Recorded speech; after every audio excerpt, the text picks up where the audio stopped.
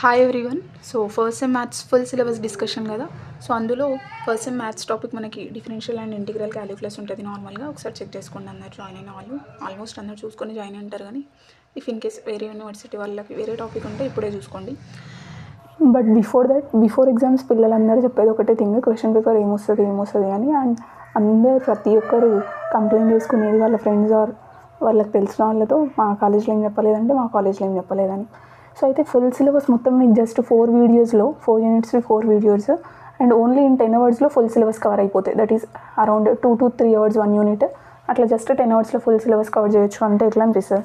Amazing కదా. So 4 యూనిట్స్వి 4 video lectures ఉంటాయి. Full syllabus cover చేస్తాం మనం. అందులో నోట్స్ అనేది కూడా ఇచ్చేస్తాను నేను మీకు PDF ఫార్మాట్లో. అండ్ లైవ్ క్లాసెస్ పెట్టుకొని మనం ఎలాగ అప్రోచ్ అవ్వాలి, ఎగ్జామ్ని ఎట్లా ప్రిపేర్ అవ్వాలి, సిలబస్ జస్ట్ పాస్ అవ్వడానికి ఎంత ప్రిపేర్ అయితే బెటర్, ఎక్కువ స్కోర్ చేయడానికి ఎలా ప్రిపేర్ అవ్వాలి అనేది డిస్కస్ చేస్తుంటాం. ఏమైనా డౌట్స్ ఉంటే కూడా లైవ్ క్లాసెస్లో డిస్కషన్ ఉంటుంది. ఎవరైనా తర్వాత జాయిన్ అయినా కూడా, దట్ ఈస్ లైవ్ క్లాసెస్ అయిపోయిన తర్వాత జాయిన్ అయినా కూడా ఆ లైవ్ క్లాసెస్ది రికార్డింగ్ ఇచ్చేస్తాను నేను. ఈవెన్ మీరు 1 day బిఫోర్ ఎగ్జామ్ ఈ వీడియో చూస్తున్నా కూడా జస్ట్ 4 వీడియోస్ 10 అవర్స్వి చూసి ప్రిపేర్ అయిపోవచ్చు కదా. అలా ప్రిపేర్ అయిపోతాం అని అనుకున్న వాళ్ళు ఈవెన్ 1 day బిఫోర్ అయినా కూడా మీరు జాయిన్ అయిపోవచ్చు ఈ కోర్స్ని. సో నేను కింద ఒక లింక్ ఇచ్చిన, ఆ లింక్లో ఒక వీడియో ఉంటుంది, ఎలాగ జాయిన్ అవ్వాలి, ప్రాసెస్ ఏంటిది అనే డౌట్స్ అన్నీ క్లియర్ అయిపోతాయి ఆ వీడియో చూస్తే. వన్స్ ఆ వీడియో చూసి మీరు జాయిన్ అయిపోవచ్చు. జస్ట్ ఈజీ థింగ్ చూడండి. జస్ట్ నేను ఒక QR కోడ్ ఇస్తా, పేమెంట్ చేస్తారు. ఆఫ్టర్ పేమెంట్ మిమ్మల్ని ఒక గ్రూప్లో జాయిన్ చేస్తాను నేను. ఆ గ్రూప్లో మీకు ఈ వీడియోస్ రిలేటెడ్ అండ్ PDF మొత్తం అవైలబుల్ ఉంటుంది మీకు. అక్కడ నుంచే మీరు ఆ వీడియోస్ అండ్ PDFs చూసి ప్రిపేర్ అయిపోవచ్చు. నేనే ఎక్స్ప్లెయిన్ చేసిన, వేరే వాళ్ళు కాదు మళ్ళీ. సో మొత్తం ఎక్స్ప్లెనేషన్ అదంతా జరిగిపోతుంది. మీకు ఏమైనా డౌట్స్ ఉంటే నా ఇన్స్టా ID SEMEE.NA278 అని ఉంటుంది, దానికి మెసేజ్ చేయండి. Are Gmail ID vsamina278@gmail.com. Within 24 అవర్స్లో ఆన్సర్ వస్తుంది మీరు మెసేజ్ చేసిన తర్వాత. సో ఫస్ట్ అయితే ఆ లింక్ చూసి అందులో వీడియో త్రూ జాయిన్ అయిపోండి మీరు హ్యాపీగా. చాలా ఈజీగా స్మార్ట్ వేలో ఎట్లా ప్రిపేర్ అవ్వాలి అనేది చెప్పిన నేను. డెఫినెట్గా యూజ్ అవుతాయి మీకు. చాలాసార్లు మనం అనుకుంటుంటాం కదా, ఎగ్జామ్ హాల్కి బయట కూర్చొని ఏదైనా ఒక క్వశ్చన్ డిస్కస్ చేసి అదే ఎగ్జామ్లో వచ్చింది అనుకోండి, అబ్బా ఎంత మంచిగా రాసినామో అని అనిపిస్తుంది కదా. సేమ్ వేలో ఫుల్ సిలబస్ మీకు అట్లనే పక్కన ఎవరో కూర్చొని ఎక్స్ప్లెయిన్ చేసి అదే మీరు ఎగ్జామ్ హాల్లో పోయి రాస్తే ఎంత మంచి ఎక్స్పీరియన్స్ అది. అలాగే చేస్తాను నేను కూడా ఇక్కడ. మీకు ఏమైనా డౌట్స్ ఉన్నా కూడా మీరు నన్ను పర్సనల్గా కూడా కాంటాక్ట్ చేయొచ్చు. అక్కడ పర్సనల్ నెంబర్స్ కూడా నేను అవసరం అనుకున్నప్పుడు ఇస్తాను నేను అక్కడ. సో ఇంట్రెస్ట్ ఉన్న వాళ్ళు జాయిన్ అవ్వండి కింద ఇచ్చిన link through. And in future CS కూడా అవైలబుల్ ఉంటుంది మన దగ్గర. అండ్ వేరే సబ్జెక్ట్స్ కూడా తెచ్చే ప్లానింగ్ ఉంది. ఎవరైనా ఇంట్రెస్ట్ ఉన్న వాళ్ళు నన్ను అప్రోచ్ చేయొచ్చు టీచింగ్లో. వాళ్ళ త్రూ వేరే సబ్జెక్ట్స్ అయినా తెద్దాం మనం. నా ఈ టాపిక్లో మనకి ఫస్ట్ యూనిట్ కదా ఇది. సో యూనిట్ 1లో మనకి ఫస్ట్ చాప్టర్ నేమ్ వచ్చేసి పార్షియల్ డిఫరెన్షియేషన్ అని చెప్పేసి ఉంది. చాప్టర్ మొత్తం మనం పార్షియల్ డిఫరెన్షియేషన్ని డిస్కస్ చేస్తాం. సెకండ్ యూనిట్లో టోటల్ డిఫరెన్షియేషన్ని డిస్కస్ చేస్తాం. అవి రెండు అంటే ఏంటి కూడా నేను ఇప్పుడు నెక్స్ట్ చెప్తా. ఇది ఫుల్ సిలబస్ ఎక్స్ప్లెనేషన్. ఐదర్ దీన్ని 2 పార్ట్స్లో అయినా, లేదంటే అదే యూనిట్ 1 part 1 part 2 లాగా అయినా, లేదంటే ఒకే పార్ట్లో అయినా కూడా అప్లోడ్ చేశాను నేను. వైల్ అప్లోడింగ్ కొన్ని ప్రాబ్లమ్స్ ఇష్యూస్ వస్తే చూసి చేశాను నేను. 2 partsలో ఆర్ 1 partలోనే. నెక్స్ట్ PDF అనేది ఫుల్ సిలబస్ది, ఫుల్ యూనిట్ది, ఒక యూనిట్ది ఫుల్ PDF నేను గ్రూప్లో పోస్ట్ చేసా. అది ఉంటే మీ దగ్గర అది చూసుకుంటూ ప్రాక్టీస్ చేసుకోవడానికి ఈజీ ఉంటుంది. లేదంటే కూడా మీరు చూస్తుంటేనే ఈ క్వశ్చన్స్ రాస్తుంటే కూడా మీరు ఒకసారి ప్రాక్టీస్ అయిపోతుంది కదా. వీడియో అప్పుడే ఒకసారి ప్రాక్టీస్ కూడా అయిపోతుంటుంది కాబట్టి చూస్తుంటే అయినా కూడా రాసుకోండి. రాయడం అనేది మ్యాథ్స్లో స్కిప్ చేయలేము చూడండి. వేరే సబ్జెక్ట్స్లో అయితే స్కిప్ చేయొచ్చు, కానీ maths is the subject which requires your writing. ఏదో హ్యాండ్ రైటింగ్ ప్రాక్టీస్కి అదంతా కాదు, కాన్సెప్చువల్ అండర్స్టాండింగ్కి రాసుకుంటాం మ్యాథ్స్ అంతే. సో డెఫినెట్గా మ్యాథ్స్ అనేది రాస్తేనే వస్తుంది చూడండి. నా పర్సనల్ ఎక్స్పీరియన్స్తో చెప్తున్నాను. నేను ఇంటర్మీడియట్ ఫస్ట్ ఇయర్లో అయింది నాకు ఒకసారి యాన్యువల్ ఎగ్జామ్స్ అప్పుడు. చదువుకుంటే నా అన్నీ వస్తాయి కదా, ఏ కాన్సెప్ట్ నాకు వస్తుంది కదా అని అనిపిస్తుంది. కానీ అది చేస్తుంటే మధ్యలో ఏదో ఒక స్టెప్ దగ్గర స్టక్ అయిపోతాం మనం. అదంతా కావద్దు అని అంటే ఒకసారి ప్రాక్టీస్ చేయాలి. ప్రాక్టీస్ చేస్తుంటే చూడండి ఏదో పెద్ద టఫ్నెస్ కాదు, 2 పేపర్ల ప్రాబ్లం అనిపిస్తుంది. కానీ మ్యాథ్స్ది ఒక బ్యూటీనెస్ ఏంటి అని అంటే, ఇన్ని ఒక 10-15 స్టెప్స్ ఉన్నాయి అని అంటే కదా, ఈ 15 స్టెప్స్ మొత్తం ఉంటే ఈ 15 స్టెప్స్ మనం ఫస్టే నేర్చుకోవాల్సిన అవసరం లేదు. ఫిజిక్స్ CS అట్లా థియరీ సబ్జెక్ట్స్ అయితే ఒక 15 స్టెప్స్ ఉంటే 15 స్టెప్స్ మొత్తం రావాలి. కానీ మ్యాథ్స్లో అయితే అలా కాదు. మనకి కొంచెం కాన్సెప్ట్ తెలిసి ఫస్ట్ స్టెప్ నుంచి స్టార్ట్ చేసినాము అని అంటే ఆటోమేటిక్గా ఒకటి తర్వాత ఒకటి ఫ్లో అయికుంటూనే పోతుంది. మనకు కొంచెం కాన్సెప్చువల్ నాలెడ్జ్ ఉంటే వన్ బై వన్ అది పోకుంటూనే ఉంటుంది. ఒక 2-3 పేపర్లు ఉన్నా కూడా మ్యాథ్స్లో ఆన్సర్ అనేది ఈజీగా చేసేస్తాం. మనం అంతా ఎక్కువ గుర్తుపెట్టుకొని బట్టిఫై చేయాల్సిన అవసరం ఉండదు మ్యాథ్స్లో. Concept is the king. కాబట్టి డెఫినెట్గా కాన్సెప్టే చెప్తుంటా నేను, కాబట్టి పర్టికులర్గా వినండి మీరు, డీటెయిల్గా అర్థమైపోతుంది మీకు. ఒక్కసారి ఈ చాప్టర్వి ఇంపార్టెంట్ క్వశ్చన్స్ చూసి యాక్చువల్ చాప్టర్ అనేది స్టార్ట్ చేసేస్తాను నేను. దానికంటే ముందు నేను ప్రతి క్వశ్చన్ పక్కన ఇట్లా రోమన్ నెంబర్స్ వేసిన 1 and 2 అనేసి. అయితే ఒక్క థింగ్ ఏంటి అని అంటే, ఈ చాప్టర్ నేమ్ పార్షియల్ డిఫరెన్షియేషన్ అనుకున్నాం కదా. సో యాక్చువల్ డిఫరెన్షియేషన్ పైన కొన్ని ప్రాబ్లమ్స్ ఉంటాయి. అండ్ నెక్స్ట్ ఇదే చాప్టర్లో మనం ఈ పార్షియల్ డిఫరెన్షియేషన్ అంటే అది ఫంక్షన్స్కి చేస్తాం. ఫంక్షన్స్లోనే ఒక టైప్ ఉంటుంది మళ్ళీ, హోమోజీనియస్ ఫంక్షన్స్ అని. దానికి సంబంధించి యూలర్స్ థీరం ఉంటుంది. సో ఆ యూలర్స్ థీరం పైన మనకి కొన్ని క్వశ్చన్స్ ఉంటాయి. సో లాంగ్ క్వశ్చన్ ఇస్తే మనకి ఐదర్ డిఫరెన్షియేషన్ పైన అయినా ఇస్తాడు, లేదంటే ఈ యూలర్స్ థీరం ప్రాబ్లం పైన అయినా ఇస్తాడు. కాబట్టి ఈ యూలర్స్ థీరం రిలేటెడ్గా ఉన్నాయన్నీ నేను రోమన్ నెంబర్ 2తో రిప్రజెంట్ చేసిన. డిఫరెన్షియేషన్కి సంబంధించినవన్నీ కూడా నేను రోమన్ నెంబర్ 1తో 1తో ఇచ్చిన ఆడ క్వశ్చన్స్ అన్నీ కూడా. ఇఫ్ ఇన్ కేస్ ఎవరైనా ఛాన్స్ తీసుకుంటామంటే ఐఎమ్ నాట్ రెస్పాన్సిబుల్. అయితే ఒకవేళ మ్యాక్సిమం అయితే దీనిపై నుంచి ఒక క్వశ్చన్, ఇదొక క్వశ్చన్ వస్తుంది. కాబట్టి మీరు ఎవరైనా టైం లేదు, నేను ఎక్కువ అంత ప్రాక్టీస్ చేయలేను అని అనుకున్న వాళ్ళు ఐదర్ ఈ రోమన్ నెంబర్ 1 ఉన్న 1 అయినా, లేదంటే 2 ఉన్న 1 అయినా కూడా ప్రిపేర్ అయితే ఒక లాంగ్ క్వశ్చన్ అనేది డెఫినెట్గా అటెండ్ చేయొచ్చు. చాయిస్ ఉంటుంది కదా. సో అట్లా ఇఫ్ ఇన్ కేస్ మళ్ళీ మన దరిద్రం ఆల్మోస్ట్ పని చేసి ఉంటుంది కదా, అట్లా అయ్యి ఏమైనా ఏదైనా ఒకటే టాపిక్ పైన 2 ఇస్తే ఛాన్స్ ఉండదు. కాబట్టి డెఫినెట్గా అన్నీ ప్రాక్టీస్ చేయండి. కాకపోతే ఇఫ్ ఇన్ కేస్ ఎవరైనా అట్లా చేస్తాము అని అంటే చెప్తున్నా నేను, మొత్తం మీద జస్ట్ 2 కాన్సెప్ట్స్ ఉంటాయి ఈ యూనిట్లో మనకి. యూలర్స్ థీరం కాన్సెప్ట్ ఒకటి, నార్మల్ డిఫరెన్షియేషన్ ఒకటి. యూలర్స్ థీరం రావాలంటే పక్కా డిఫరెన్షియేషన్ కాన్సెప్టే యూజ్ అవుతుంది అందులో కూడా. కాబట్టి మొత్తం 2 కాన్సెప్ట్స్ కూడా వస్తే బెటర్ మనకి. సో 2 వినండిలేండి, ఏం కాదు. ఫస్ట్ సెమ్ మ్యాథ్స్ ఈజీగానే ఉంటుంది. 2 విని ఫుల్ చాప్టరే ప్రిపేర్ అవ్వండి మీరు. ఒకవేళ నేను పార్ట్ 1 పార్ట్ 2 లాగా ఇస్తే, ఈ పార్ట్ 1లో మొత్తం డిఫరెన్షియల్ క్వశ్చన్స్ ఇస్తా, పార్ట్ 2లో మొత్తం యూలర్స్ థీరం ఇస్తా. ఈ వీడియో లెంత్ని బట్టి చూస్తాను నేను 2 పార్ట్స్లోనా 1 పార్ట్లో అప్లోడ్ చేయాలా అనేది. ఒక్కసారి ఇంపార్టెంట్ క్వశ్చన్స్ చూసుకుంటే, if you is equal to అని చెప్పేసి ఒక ఫంక్షన్ ఇచ్చాడు ఇక్కడ. ఈ ఫంక్షన్కి సంబంధించి ప్రూవ్ దట్ అనేసి ఇది ప్రూవ్ చేయాలంట. అంటే ∂u/∂x² అని ఉంది, అంటే దాని డిఫరెన్షియేషన్. సో పర్టికులర్గా పార్షియల్ డిఫరెన్షియేషన్ ఇక్కడ, అదేంటి అనేది కూడా నేను ఇప్పుడు చెప్తాను నెక్స్ట్. కానీ సో పార్షియల్ డిఫరెన్షియేషన్లో ఇది ప్రూవ్ చేయమంటుండు. ఒక్క థింగ్ చూడండి, నేను ప్రతి సబ్జెక్ట్లో చెప్తుంటా, ప్రతిసారి చెప్తుంటా, ప్రూఫ్ ఉన్న క్వశ్చన్స్ ఎప్పుడైనా కూడా మిస్ చేయొద్దు. ప్రూఫ్ చేసినాము అని అంటే డెఫినెట్గా బైకి చేస్తారు వాళ్ళు, ఇంకా వేరే ఛాన్సే ఉండదు. ప్రూఫ్ ఉన్నది చేస్తే మనకు కూడా కొంచెం సాటిస్ఫాక్షన్ ఉంటుంది. అరే నాకు ఆ ఆన్సర్ వచ్చింది, దాని దగ్గర బైకి పడతాయి నాకు అని. కరెక్షన్ చేసేటప్పుడు వస్తాయి నా దగ్గర అటెంప్ట్ చేసిన క్వశ్చన్వి అని. అండ్ ఆన్సర్ రాంగ్ వచ్చిందా రైట్ వచ్చిందా అన్న టెన్షన్ కూడా ఉండదు. వన్స్ ప్రూవ్ చేసేసినాము అని అంటే రైట్ వచ్చేసింది. అదే ఏమైనా ఫైండ్ చేయండి అన్న క్వశ్చన్స్ ఉన్నాయనుకోండి, ఆ వచ్చిన ఆన్సర్ ఫర్ ఎగ్జాంపుల్కి ఆన్సర్ 5 ఉండి మనకు 6 అనే ఆన్సర్ వస్తే అది రాంగ్, కరెక్ట్ మార్క్స్ కూడా పడవు కదా అట్లా. సో ప్రూఫ్ క్వశ్చన్స్ అనేవి ఎప్పుడు మిస్ చేయొద్దు. మనకి ఫస్ట్ సెమ్లో ఆల్మోస్ట్ అన్ని ప్రూఫ్స్ క్వశ్చన్సే ఉంటాయి. సో డెఫినెట్గా ఒక్కసారి అయినా ప్రాక్టీస్ చేయండి మీరు, అయిపోతుంది. అండ్ ఇప్పుడు ఒకసారి క్వశ్చన్స్ చూసుకుంటే ఇవన్నీ ప్రతివి ప్రూఫ్స్ పైననే ఉన్నాయి.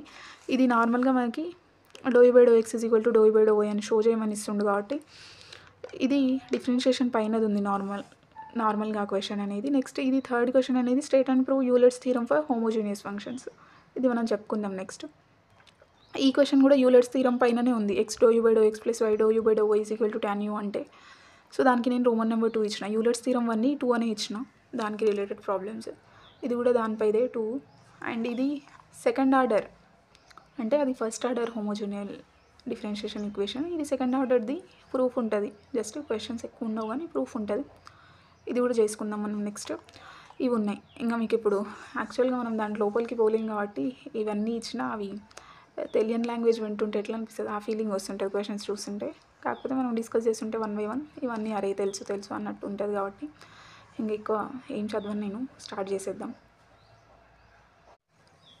అయితే ఎగ్జామ్లో మనకి ఈ ఫస్ట్ యూనిట్ నుంచి 2 లాంగ్ క్వశ్చన్స్ అంటే ఆప్షనల్ ఉంటుంది, ఒకటే అటెంప్ట్ చేస్తాం కానీ 2 క్వశ్చన్స్ వస్తాయి. అండ్ షార్ట్స్ అంటే డెఫినెట్గా ఫస్ట్ యూనిట్ కాబట్టి 8 క్వశ్చన్స్ వచ్చే పేపర్లో అయితే 3 క్వశ్చన్స్ ఈ చాప్టర్ నుంచి రావచ్చు. కొన్ని యూనివర్సిటీ వాళ్ళకి 6 క్వశ్చన్స్ ఇస్తే 1 క్వశ్చన్ అయినా రావచ్చు కదా. సో మనం 1 లాంగ్ అటెంప్ట్ చేయొచ్చు. ఇక్కడ 3 షార్ట్స్ అనేసరికి మ్యాక్సిమం ఒక 25 మార్క్స్, ఎంత లీస్ట్ అనుకున్నా కూడా 20 మార్క్స్ అనేవి ఈ చాప్టర్ నుంచి వస్తాయి. సో ఫుల్గా ప్రిపేర్ అయిపోండి. ఎవరైనా ఓన్లీ పాస్ ఆస్పిరెంట్స్ ఉంటే ఒక 2 యూనిట్స్ పర్ఫెక్ట్గా ప్రిపేర్ అయితే పాస్ అయిపోవచ్చు. ఫస్ట్ అండ్ సెకండ్ యూనిట్ ఈజీగా ఉంటుంది, అట్లా ప్రిపేర్ అవ్వండి, ఓకేనా. సో ఎవరైనా ఓన్లీ పాస్ అవుతాము అని అనుకున్న వాళ్ళు ఫస్ట్ 2 యూనిట్స్ ప్రిపేర్ అయినా పాస్ అయిపోవచ్చు. ఇఫ్ లేదంటే మేము చేసుకోగలుగుతాం మేనేజ్, అన్నీ ప్రిపేర్ అవ్వండి. సో నా ఫస్ట్ చాప్టర్కి వచ్చేసరికి పార్షియల్ డిఫరెన్షియేషన్ అంటున్నాం. అండ్ ఈ చాప్టర్లోనే మనకి 2 టాపిక్స్ ఉన్నాయి. ఫస్ట్ యూనిట్లో 2 టాపిక్స్ ఉన్నాయని అనుకుంటున్నాం. అందులో పార్షియల్ డిఫరెన్షియేషన్ పైన టాపిక్ ఒకటి, దీనికి రిలేటెడ్గానే ఒక థీరం ఉంటుంది, యూలర్స్ థీరం. ఈ యూలర్స్ థీరం కాన్సెప్ట్ ఒకటి. ఈ యూలర్స్ థీరం దగ్గర మనకి ఫస్ట్ హోమోజీనియస్ ఫంక్షన్స్ అంటే ఏంటో తెలియాల్సి ఉంటుంది, అది డిస్కస్ చేస్తాం మనం నెక్స్ట్. దానికంటే ముందు ఫస్ట్ పార్షియల్ డిఫరెన్షియేషన్ అంటే ఏంటో తెలియాలి కదా.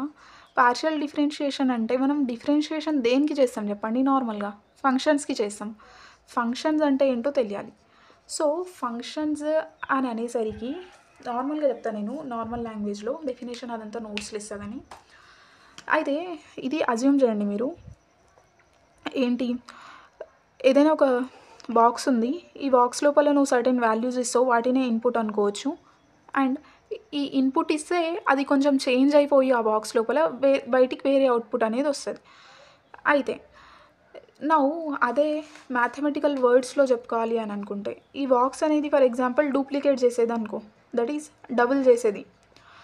అంటే నేను ఇప్పుడు దీని లోపలికి ఏమి ఇచ్చినా అది డబుల్గా లాగా బయటికి వస్తుంది. ఫర్ ఎగ్జాంపుల్ నేను దీని లోపల 3 అనే వాల్యూ ఇచ్చిన అనుకో, 3 అనేది లోపల డబుల్ అవుతుంది. Double is nothing but the 2 times అవ్వడం కదా. సో డబుల్ అయిపోయి బయటికి అది అంటే ఇంటూ 2 టైమ్స్ అయ్యి బయటికి వస్తుంది. 3 2 జా 6 లాగా, 4 ఇస్తే 4 2 జా 8 లాగా, 8 అదే 6 ఇస్తే 6 2 జా 12 లాగా, ఈ విధంగా వస్తుంది. అయితే ఈడ నువ్వు ఏవైతే ఈ ఇన్పుట్స్ ఇస్తావు కదా, ఈ ఇన్పుట్స్ ఏమైనా కావచ్చు, ఇంకా అది నీ పర్సనల్ చాయిస్, అవి చేంజ్ అయ్యకుండా ఉంటాయి. ఆ ఇన్పుట్ని బేస్ చేసుకొని ఈ అవుట్పుట్ వాల్యూస్ అనేవి కూడా చేంజ్ అవుతుంటాయి. కొన్నిసార్లు సేమ్ వాల్యూస్ అయినా రావచ్చు, ఏమైనా రావచ్చు బయటికి అవుట్పుట్ అనేది. అయితే ఇప్పుడు ఇది ఏదైతే ఇన్పుట్ ఇస్తున్నాం కదా, దీన్నే మ్యాథమెటికల్ వర్డ్స్లో చెప్పాలి అని అనుకుంటే దాన్ని డొమైన్ అనేసి చెప్తాం. డొమైన్ పైన మనకి 4 మార్క్స్కి క్వశ్చన్ వచ్చే ఛాన్స్ కూడా ఉంది. వాట్ ఈస్ డొమైన్, ఎక్స్ప్లెయిన్ అనేసి. ఎట్లా ఎక్స్ప్లెయిన్ చేస్తారు అనేది నేను నోట్స్లు ఇస్తాను, కానీ మీరు ఇక్కడ అర్థం చేసుకోండి. నా ఇవేవైతే అవుట్పుట్స్ వచ్చినాయి కదా, ఈ అవుట్పుట్స్ వాల్యూస్ని కోడొమైన్ అయినా అనొచ్చు, లేదంటే రేంజ్ ఆఫ్ ద ఫంక్షన్ అనేసి కూడా అనొచ్చు, రేంజ్ ఆర్ కోడొమైన్. ఆ తర్వాత ఇక్కడ ఈ మధ్యలో జరిగే ప్రాసెస్ ఉంది కదా, ఇదే ఫంక్షన్. ఇక్కడ ఫంక్షన్ అని అంటే నార్మల్గా ఇంట్లో జరిగే ఫంక్షన్ కాదు, మ్యాథమెటికల్ ఫంక్షన్. లేదంటే ఇంకొకలాగా కూడా గుర్తుపెట్టుకోవచ్చు మీరు, ఫంక్షన్ అని అంటే అదొక పనిలాగా, పని జరుగుతుంది. సిఎస్ లాంగ్వేజ్లో ఉంటుంది మనకి ఫంక్షన్ అంటే అదొక వర్క్ లాగా అనేసి, ఒక పర్టికులర్ టాస్క్ని చేస్తుంది. Function is nothing but A task, అదంతా చదువుతాం మనం సిఎస్లో, అంటే కంప్యూటర్ సైన్స్లో. ఇక్కడ కూడా ఫంక్షన్ అనేది ఒక వర్క్ లాగానే, దీని లోపల సర్టెన్ వాల్యూసే అడిషన్స్, మల్టిప్లికేషన్స్, సబ్స్ట్రాక్షన్స్ అవన్నీ జరుగుకుంటూ ఉంటాయి. సో ఇప్పుడు దీన్ని ఫంక్షన్ లాగా ప్రాపర్గా రాయాలి అని అంటే ఎట్లా రాయొచ్చు మనం? F of x is equal to, అంటే ఇన్ టర్మ్స్ ఆఫ్ ఎక్స్ రాస్తున్నా నేను. ఇన్ టర్మ్స్ ఆఫ్ ఎక్స్ రాసే ఎక్స్ అనేది వేరియబుల్, దట్ ఈస్ ఈ ఇన్పుట్స్ అనేవి నువ్వు చేంజ్ చేసుకుంటూ ఇస్తున్నావు కదా. సో అది ఏమైనా కావచ్చు కాబట్టి అది ఒక వేరియబుల్ లాగా అనుకుంటే, ఇదేంటి ఫంక్షన్ ఇప్పుడు 2x అయిపోద్ది అంతే. అంటే ఈ ఎక్స్ ప్లేస్లో ఒక వాల్యూ పెడుతున్నావు, ఆ వాల్యూ అనేది 2 టైమ్స్ అయికుంటా నీకు బయటికి వస్తుంది. సో ఆ ఫంక్షన్ అనేది F of x is equal to 2x లాగా రాస్తాను నేను. ఇది ఒకటే వేరియబుల్ ఉంది, ఓకే. కొన్నిసార్లు మనం రెండు వాల్యూస్ లోపలికి ఇస్తుంటాం, అలాంటి కేసులో మనకి 2 వేరియబుల్స్ ఉంటాయి. దట్ ఈజ్ ఇప్పుడు నేను వేరే function f of x is equal to, sorry, in terms of 2 variables అనుకుంటున్నా కదా, f of x comma y is equal to x plus y లాగా తీసుకున్నా ఇంకొక ఫంక్షన్. ఇవి 2 వేరియబుల్స్ ఉన్నాయి. సో ఇట్లా 2 వేరియబుల్స్ ఉంటే ఈ 2 వేరియబుల్స్కి సంబంధించి మనకి 2 థింగ్స్ ఉండొచ్చు. ఇప్పుడు ఈ 2 వేరియబుల్స్ ఉంటే ఈ ఫంక్షన్ని డిఫరెన్షియేట్ చేస్తావు, అదంతా ఎట్లా చేస్తావు అనేది కూడా మనం ఇప్పుడు డిస్కస్ చేస్తాం. కానీ అవి variables dependent and independent concept ఒకటి తెలియాలి మనకి. సో చూడండి, డిపెండెంట్ అండ్ ఇండిపెండెంట్ అంటే ఏం లేదు. For example x comma y is equal to x plus y ఉంది, వీటి రెండింటి మధ్యలో ఏం సంబంధం లేదు అని అన్నప్పుడు ఇవి 2 ఇండిపెండెంట్ వేరియబుల్స్ అయిపోతాయి. అదే ఇప్పుడు వీటి రెండింటి మధ్యలో ఏమైనా రిలేషన్ ఉంటే, ఫర్ ఎగ్జాంపుల్కి f of x comma y is equal to x plus y ఉంది, కాకపోతే ఈ వై వాల్యూ అనేది ఫర్దర్గా ఎక్స్ ప్లస్ 1 అని తెలిస్తే నువ్వు ఇక్కడ ఈ వై ప్లస్లో ఏం చేయొచ్చు, ఎక్స్ ప్లస్, ఈ వై ప్లస్లో ఇది తెచ్చి పెడితే ఎక్స్ ప్లస్ 1 అయిపోద్ది, that is equal to 2x plus 1. అంటే మొత్తం మీద జస్ట్ ఈ వై అనేది ఎక్స్ పైన డిపెండెంట్ ఉంది, అంటే వై ప్లస్లో ఎక్స్ వచ్చే ఛాన్స్ ఉందనుకో నార్మల్గా ఉంటే. ఇప్పుడు ఇవి 2 ఏంటి అని అంటే x comma y dependent variables. ఇవి 2 డిపెండెంట్ ఎందుకు అని అంటే నువ్వు ఎక్స్ ప్లస్లో కూడా వై వాల్యూ తెచ్చిపెట్టవచ్చు. దట్ ఈజ్ చూడు, ఇక్కడ నుంచి ఎక్స్ ఈజ్ ఈక్వల్ టు ఈ 1 ఇక్కడ వచ్చిందనుకో y-1. సో ఈ ఎక్స్ ప్లస్లో నువ్వు y-1 అయినా పెట్టొచ్చు. అంటే ఇవి రెండు రిలేటివ్స్ లాగా. రిలేటివ్స్ ఉంటే ఒకరికి ఎట్లయినా అవసరం ఉంటుంది కదా, నార్మల్ యూనివర్సల్ కాన్సెప్ట్ అది. అయితే ఈడ కూడా అంతే, ఇవి రెండు డిపెండెంట్ వేరియబుల్స్ అయినా ఉండొచ్చు, ఇండిపెండెంట్ వేరియబుల్స్ అయినా ఉండొచ్చు. అయితే ఇవి రెండు ఇండిపెండెంట్ వేరియబుల్స్ ఉంటే వీటిని డిఫరెన్షియేషన్ చేస్తున్నాం అనుకోండి, టోటల్ డిఫరెన్షియేషన్ అని అంటే అది అక్కడ చేస్తాం మనం, నార్మల్గా తెలుసు మనకి, సెకండ్ చాప్టర్లో డిస్కస్ చేస్తాం టోటల్ డిఫరెన్షియేషన్. ఇక్కడ వద్దు, ఇంకా కన్ఫ్యూజ్ అయిపోతారు మీరు కానీ.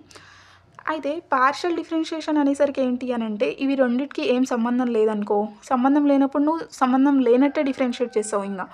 అయితే ఈ ఫంక్షన్ ఇప్పుడు డిఫరెన్షియేట్ చేయాలనుకో, నువ్వు ఐదర్ ∂f/∂x లాగా ఒకసారి, ∂f/∂y లాగా ఒకసారి పార్షియల్గా సపరేట్గా డిఫరెన్షియేట్ చేస్తావు. పార్షియాలిటీ అని అంటే కూడా అదే కదా. పార్షియాలిటీ వర్డ్ ఏంటి చెప్పండి? గ్రూప్ ఆఫ్ పీపుల్ ఉంటే వాళ్ళల్లో ఒకరిని మంచిగా చూసి ఒకరిని కొంచెం డివియేట్, అంత ఇంపార్టెన్స్ ఇవ్వకపోతే పార్షియాలిటీ, అదంతా తెలుసు మనకి. సేమ్ వేలో ఇక్కడ కూడా అంతే. ఇక్కడ ఉన్న వేరియబుల్స్లనే ∂y/∂x తీసుకుంటే నువ్వు జస్ట్ ఎక్స్ని కన్సిడర్ చేస్తావు, వైని కాన్స్టెంట్ లాగా కన్సిడర్ చేస్తావు అంతే. ఇది కాన్స్టెంట్ ఇంకా, అంటే దానికి ఏం లేదు ఇంకా, వై కాన్స్టెంట్ లాగా డిఫరెన్షియేట్ చేస్తాం. అదే ∂f/∂y తీసుకుంటే వైనే డిఫరెన్షియేట్ చేస్తావు, నువ్వు వైకే స్పెషాలిటీ ఇస్తావు. ఎక్స్ అనేది కాన్స్టెంట్, నార్మల్ వాల్యూ, అది నార్మల్ కాన్స్టెంట్స్ తెలుసు కదా, కాన్స్టెంట్ లాగా ట్రీట్ చేస్తాం. అట్లా పార్షియల్ డిఫరెన్షియేషన్ అనమాట. దాని డెఫినేషన్లో కూడా చెప్తాం మనం. That is differentiation of independent variables అని చెప్పేసి. లేదంటే ఇంకా ఫుల్ డీటెయిల్గా చెప్పాలి అని అంటే when a function have more than 2 independent variables, the differentiation with respect to each independent variable is consider as partial differentiation అని చెప్పేసి చెప్తాం మనం. సో అయితే ఇప్పుడు దీనికి ఈ ఫంక్షన్కి ∂f/∂x, ∂f/∂y వాల్యూస్ అనేవి ఎగ్జిస్ట్ అవుతాయి అనేసి. నౌ ఇంకొకసారి ఇవి డిఫరెన్షియేషన్ చేసే పార్షియాలిటీకి, దట్ ఈస్ ఇండిపెండెంట్ వేరియబుల్స్ ఉన్నప్పుడు డిఫరెన్షియేషన్ ఏముంటుంది, డిపెండెంట్ వేరియబుల్స్ ఉన్నప్పుడు డిఫరెన్షియేషన్ ఏముంటుంది అనేది కొంచెం తెలియాలి మీకు. సో దట్ ఫార్ములాస్ దగ్గర ఎట్లా అప్లై చేస్తారు అనేది తెలుస్తుంటుంది. ఎక్కువ డౌట్స్ అనేవి ఇక్కడ నుంచే వస్తాయి. ఈ కాన్సెప్ట్ క్లియర్ అయితే మీకు ఈజీ అయిపోద్ది. సో చూడండి, ఇందాక ఫస్ట్ తీసుకుంది మనం x+y ఉన్నప్పుడు ఇవి రెండు ఇండిపెండెంట్ వేరియబుల్స్ అయితే, నౌ నేను విత్ రెస్పెక్ట్ టు ఎక్స్ దీన్ని డిఫరెన్షియేట్ చేస్తే ∂y/∂x ఆఫ్ ద ఫంక్షన్, ఇది ఫంక్షన్ ఎఫ్ అనుకున్నాం కదా. సో దీన్ని డిఫరెన్షియేట్ చేసినప్పుడు ∂y/∂x ఆఫ్ x+y అని రాసి ఫర్దర్గా నువ్వు ఏం చేస్తావు, నార్మల్ డిఫరెన్షియేషన్ తెలుసు కదా, ఇది ఓపెన్ చేస్తాం. That is ∂y/∂x of x plus ∂y/∂x of y లాగా రాస్తాం. రాసిన తర్వాత ∂y/∂x ఆఫ్ x అంటే ఫార్ములాస్ అయితే అక్కడవే యూజ్ అవుతాయి మనకి. dy/dx ఆఫ్ x ఫార్ములా ఏంటి, 1 కదా. సో 1 అని రాస్తాం. ప్లస్ ఇది చూడండి, ఇది కాన్స్టెంట్ లాగా ట్రీట్ చేస్తాం అనుకుంటాం, వేరియబులే కానీ కాన్స్టెంట్ లాగా పార్షియల్గా డిఫరెన్షియేట్ చేస్తే. సో ఇది ఏంటి, కాన్స్టెంట్ని డిఫరెన్షియేట్ చేస్తే దాని వాల్యూ ఏమొస్తుంది, 0 వస్తుంది. సో ఇది 0 అయిపోద్ది, మొత్తం మీద దీని వాల్యూ 1. అదే ఇప్పుడు ∂f/∂x ఆఫ్ నెక్స్ట్ x+y ఉండి ఈ y అనేది x పైన డిపెండ్ అయి ఉంటాయి. దట్ ఈస్ y = x+1 లాగా ఇట్లా ఏదో ఒక రిలేషన్ ఉండి ఉంటే వాటి రెండింటి మధ్యలో, అప్పుడు డిఫరెన్షియేట్ చేస్తే ఏం చేస్తాము అని అంటే ∂f/∂x = ∂y/∂x ఆఫ్ x చేస్తాం కదా, చేస్తే దాని వాల్యూ 1 వస్తుంది. ప్లస్ ∂y/∂x ఆఫ్ y చేస్తాం కదా, సో ∂y/∂x ఆఫ్ y లాగా ఇది రాసి వదిలిపెట్టేస్తాం అంతే. అవి ఎప్పుడు డిపెండెంట్ అయినప్పుడు, ఇదేంటి ఇండిపెండెంట్ అయినప్పుడు కాన్స్టెంట్ లాగా ట్రీట్ చేస్తాం, డిపెండెంట్ అయితేనేమో దాన్ని డిఫరెన్షియేట్ చేస్తాం అంతే. సో మనకి ఈడ నెక్స్ట్ ప్రాబ్లమ్స్ చేస్తుంటే XYZ ఉండి కొన్నిసార్లు Z అనేది డిపెండెంట్ ఉంటుంది. సో డిపెండెంట్ ఉన్నప్పుడు దాని ప్లేస్లో with respect to x differentiate చేస్తే ∂z/∂x రాస్తాం. అదే y అనుకో, y మళ్ళీ ఇండిపెండెంట్ లాగానే ట్రీట్ చేసి y డిఫరెన్షియేట్ చేసినప్పుడు 0 చేస్తాం. సో అదే చాలాసార్లు క్వశ్చన్ వస్తుండే, నేను పర్టికులర్గా నా కేసులో సార్ చెప్పేటప్పుడు నేను అదే అడిగినుండే. సో అది మీకు కూడా డౌట్ వస్తుంది కాబట్టి ఫస్ట్ నేను అదే చెప్పేస్తున్నా. అంటే y అనేది డిపెండెంట్ అనుకో, ఒకవేళ ఇండిపెండెంట్ వేరియబుల్ అనుకో, దాన్ని డిఫరెన్షియేట్ చేయవు ఇన్ ద సెన్స్ ∂y/∂x రాయవు. ఎందుకు అని అంటే ∂y/∂x ఆఫ్ y వాల్యూ 0 వచ్చేస్తుంది కాబట్టి. అదే ఇది దీనిపైన డిపెండెంట్ అయితేనేమో ∂z/∂x రాస్తాం. సో కొంచెం ఇది మీకు తెలియాలి, ఫర్దర్గా ప్రాబ్లమ్స్ చేస్తుంటే తెలుస్తుంటుంది. కన్ఫ్యూజ్ అవ్వకండి, అర్థం కాకపోయినా పర్లేదు, చేసుకుంటూ పోతాం మనం, నెక్స్ట్ అర్థమవుతుంది అదే. సో అదనమాట. అదే ఇది ఇప్పుడు మళ్ళీ ఫర్దర్గా ∂f/∂y చేస్తుంటే ∂f/∂y = ఈ రెండు వాల్యూస్ని with respect to y differentiate చేస్తే ఫస్ట్ కేసులో x కాన్స్టెంట్ కాబట్టి 0, నెక్స్ట్ ∂y ఆఫ్ y చేస్తే 1 అనేది వాల్యూ వస్తుంది. అంతే అయిపోయింది. సో ఇప్పుడు యాక్చువల్ ప్రాబ్లమ్స్ చేయాలి, కానీ దానికంటే ముందు ఇంకొక చిన్న థింగ్ కూడా నేను చెప్పి క్లోజ్ చేసే ఇంట్రడక్షన్ సెషన్. ఇది కూడా ఎందుకు ఇంపార్టెంట్ అని అంటే ఇక్కడ చాలా మిస్టేక్స్ అయ్యే ఛాన్స్ ఉన్నాయి. సో పక్కా ఇది కొంచెం ఎక్కువ కాన్సన్ట్రేషన్తో వినండి. ఆ మిస్టేక్స్ ఏంటి అనేది చెప్తాను నేను మీకు. అయితే ఒక ఎగ్జాంపుల్ తీసుకొని దీన్ని చేసే ప్రయత్నం చేద్దాం మనం. నార్మల్గా డిఫరెన్షియేషన్లో చూడండి, dx ఆఫ్ cos xకి ఫార్ములా ఏంటి చెప్పండి? -sin x అయిపోయింది. ఓకే. అదే ఒకవేళ dx ఆఫ్ cos 2x చేస్తున్నావు అనుకో, నువ్వు ఏం చేస్తావు చెప్పండి? dx of cos 2x -sin 2x అని వదిలిపెడతారా? ఎంతమంది వదిలిపెడదాం అనుకున్నారో కింద కామెంట్ చేయండి. కానీ ఇట్లా వదిలిపెట్టొద్దు. ఏం చేయాలి ఇప్పుడు? ఈ యాక్చువల్ ఫార్ములా అనేది నువ్వు cos x ఫార్ములా యూజ్ చేసినావు. dx ఆఫ్ cos x అంటే -sin x అనేసి ఫార్ములా రాసిన నేను. ఇక్కడ x కాకుండా 2x ఉండే 2x రాసిన, ఓకే అయిపోయింది. కానీ ఇదేదైతే x కాకుండా 2x ఉంది కదా, కాబట్టి దీన్ని నువ్వు ఫర్దర్గా డిఫరెన్షియేట్ చేస్తావు. దట్ ఈస్ చూడు, dx ఆఫ్ 2x అని రాస్తావు. దీన్ని ఫర్దర్గా రాసి -sin 2x, మళ్ళీ dx ఆఫ్ 2x అంటే ఏంటి?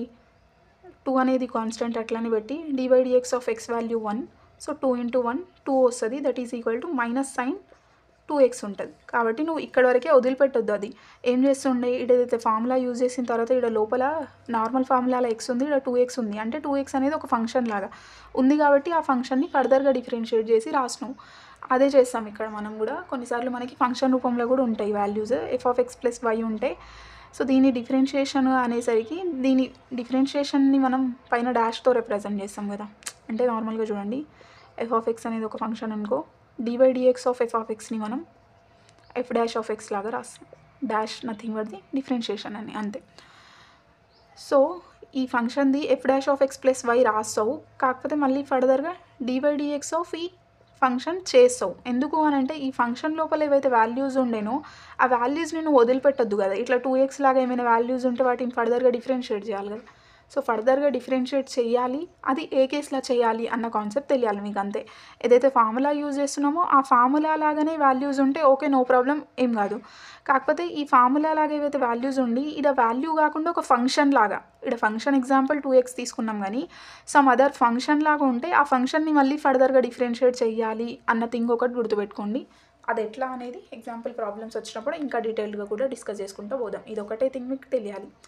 ఆడ ఇండిపెండెంట్ అండ్ డిపెండెంట్ వేరియబుల్స్ దగ్గర కూడా అంతే. డిపెండెంట్ వేరియబుల్స్ ఉంటే ఆ డిపెండెంట్ వేరియబుల్ది ఫర్దర్గా ఫంక్షన్ ఉండే, సో దాన్ని నువ్వు మళ్ళీ ఫర్దర్గా డిఫరెన్షియేట్ చేయడానికి ∂f/∂y లాగా రాసినాం సెకండ్ ఎగ్జాంపుల్లో చేసినట్టు. అదే ఫస్ట్ ఎగ్జాంపుల్లో వైతో దానికి డిపెండెన్సీ లేకుండే కాబట్టి ఏదైతే with respect to X differentiate చేసే y కాన్స్టెంట్, వైతో డిఫరెన్షియేట్ చేసి x కాన్స్టెంట్ లాగా తీసుకున్నాం, అంతే ఇంకా. సో ఎక్కువ దీన్ని లాగొద్దు, ఇంకా మనం కన్ఫ్యూజ్ అయిపోతారు. యాక్చువల్ ప్రాబ్లమ్సే చేసుకుంటూ పోదాం. ప్రాబ్లమ్స్ చేస్తుంటే ఆడ వచ్చినప్పుడు పర్టికులర్గా ఆ సిచ్యువేషన్ ఫేస్ చేస్తుంటే తెలిసిపోతుంటుంది మనకి ఎట్లా అనేది. ఇప్పుడు ఒక క్వశ్చన్ చేద్దాం. సో అయితే చూడండి, function f(x, y) = y cos xy ఉంది. దీనికి సంబంధించిన పార్షియల్ డిఫరెన్షియేషన్స్ ఫైండ్ అవుట్ చేయండి అని అంటే ఇంకా ఇవి రెండు ఇండిపెండెంట్ వేరియబుల్స్ లాగానే తీసుకొని మనం చేసేస్తాం. దట్ ఈస్ ∂f/∂x కనుక్కుంటాం, ∂f/∂y కనుక్కుంటాం.